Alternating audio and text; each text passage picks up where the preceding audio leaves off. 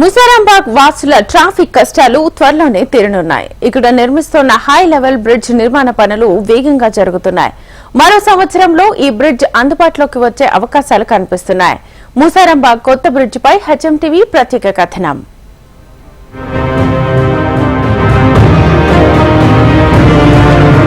చినుకు పడితే చాలు నగరం అతలాకుతలం అవుతుంది.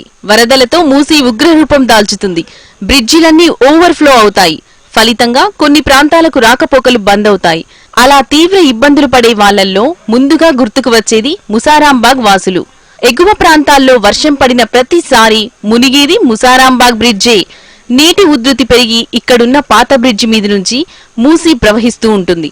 దీంతో రాకపోకలకు తీవ్ర ఇబ్బందులు పడుతుంటారు వాహనదారులు. ఈ బ్రిడ్జ్ మీదుగానే అంబర్పేట్, ఉప్పల్, సికింద్రాబాద్ కు చేరుకుంటారు. వర్షాకాలం వచ్చిన ప్రతిసారి తరచుగా ఈ బ్రిడ్జిని మూసేస్తుండటంతో వాహనదారులు, స్థానికులు ఇబ్బందులకు గురవుతున్నారు.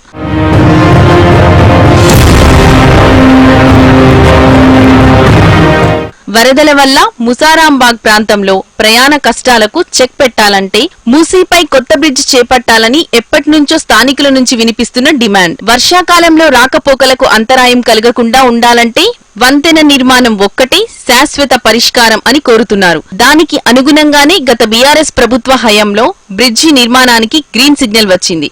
కొత్తగా కొలువుదీరిన కాంగ్రెస్ సర్కార్ చొరవతో ముసారాంబాగ్ వద్ద కొత్త హై లెవెల్ బ్రిడ్జి పనులు వేగంగా సాగుతున్నాయి.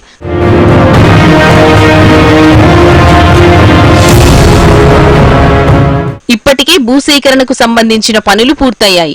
ప్రస్తుతం ఉన్న కాజ్వేను కూల్చివేస్తున్నారు. 52 కోట్లతో ఈ బ్రిడ్జి నిర్మాణానికి 2023 సెప్టెంబర్లో శంకుస్థాపన చేశారు. వంతెన మొత్తం పొడవు 220 మీటర్లు, 2 అబ్జుమెంట్లు, 4 స్తంభాలతో ఉంటుంది. రెండు వైపులా 20 మీటర్ల గ్యారేజ్ డే, అలాగే పాదాచర్ల కోసం 3.5 మీటర్ల కాలిబాట ఉంటుంది. ప్రస్తుతం 2 పిల్లర్ల నిర్మాణం చేసి వాటిపై స్లాబుల నిర్మాణం చేస్తున్నారు.